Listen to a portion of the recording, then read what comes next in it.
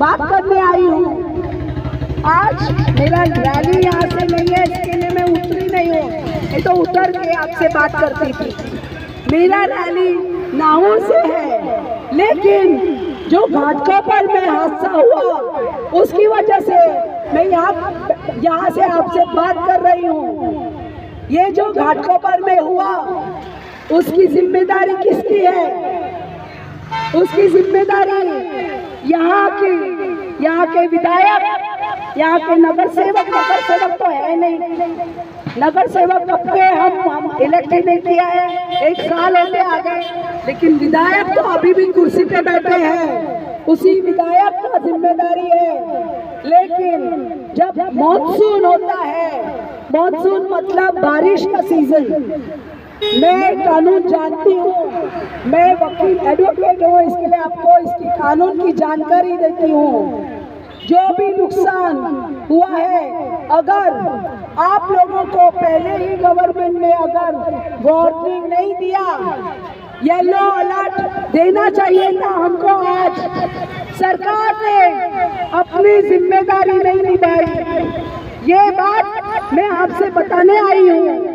यही सब बातें, इसीलिए मैं हमेशा कहती हूँ, आप लोग जब रिप्रेजेंटेटिव आपके नेता चुनते हैं तब ध्यान से चुनिए, क्योंकि वही नेता के कारण आज जो हादसा हुआ वही जिम्मेदार है।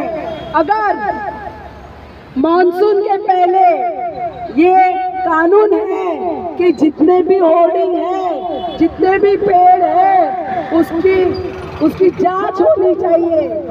अगर बारिश में एक भी पेड़ गिर रही है या होर्डिंग गिर रहा है, उसकी पूरी जिम्मेदारी बीएमसी की और यहाँ के नेता की है।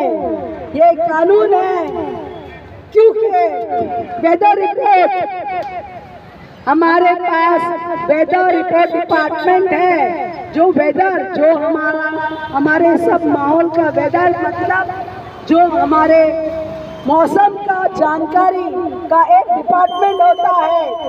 उस डिपार्टमेंट में हमने लोगों को पगार पे रखा हुआ है, हमारे टैक्स का पैसा उनको हम सैलरी देते हैं, आप सबका पैसा उनको सैलरी में मिलता है। लेकिन वेदर डिपार्टमेंट ने, मौसम के डिपार्टमेंट ने अपना काम सही तरीके से किया नहीं। आज येलो अलर्ट होना चाहिए था, लेकिन येलो अलर्ट दिया नहीं। क्यों? ये सवाल मैं पूछ रही हूँ, ये सवाल आप भी पूछिए, क्योंकि जो हादसा घाटकोपर में हुआ वो उसकी पूरी जिम्मेदारी सरकार की है। सरकार नाकाम है, सरकार अपने पूरे इलेक्शन में जुटी हुई है। उनको जो इलेक्शन 20 दिन में होता था पहले, ध्यान से सुनिए मैं जो बात बता रही हूँ, 20 दिन में इलेक्शन होता था, लेकिन सरकार ने इस बार 2 महीने तक इलेक्शन चलाया। गलत है ये। हमारे जो टैक्स का पैसा सरकार मुफ्त में इलेक्शन में बहा रही है और हम उनको पूछते तक नहीं है। आज तक लोकसभा जब इलेक्शन होता है 20 दिन में इलेक्शन होता है, इस बार 5 फेज में 1, 2, 3, 4, 5 ये 5th फेज है। ये जो सरकार कर रही है उसी का हिसाब मैं मांग रही हूँ, आप लोगों से मांग रही हूँ।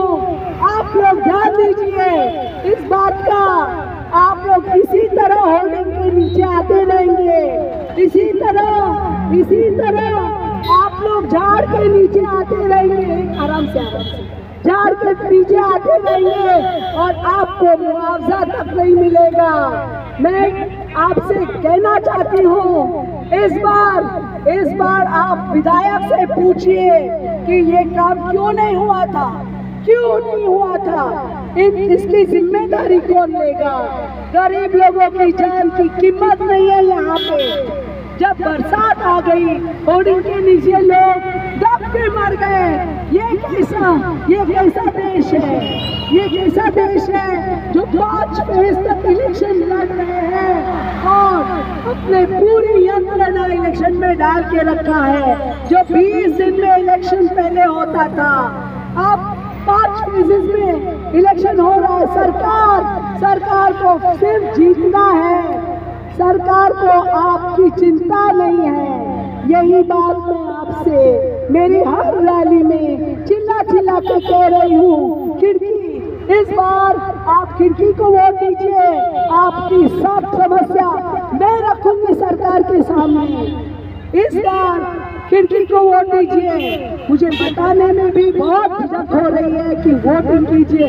20 दिन का इलेक्शन 2 महीने तक चला रही है सरकार।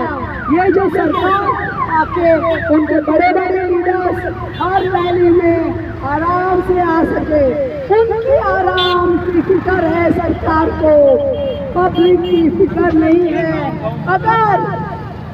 अगर ये इलेक्शन 20 दिन में खत्म होता था तो ये हादसा नहीं होता था। क्यों? क्योंकि चेकिंग होता था। हमारी पूरी बीएमसी की यंत्रणा इलेक्शन में बिजी है, इलेक्शन के काम में लगा दिया है। इसीलिए पेड़ गिर रहे हैं, होर्डिंग गिर रही है। ये किसका दोष है? ये सरकार का दोष है, सरकार का दोष है। मैं आपसे कहना चाहती हूँ, अगर इलेक्शन 20 दिन में होता था तो बीएमसी का जो कर्मचारी होते थे वो होर्डिंग चेक करते थे, वो वेल्डिंग चेक करते थे, वो झाड़ चेक करते थे और हमारे कोई भी लोग दब के मरते नहीं थे। तो गलती हमारे सरकार की है। सरकार ने अपने लिए, अपने आराम के लिए इलेक्शन 2 महीने तक खींचा ताकि अपने मोदी जी हैं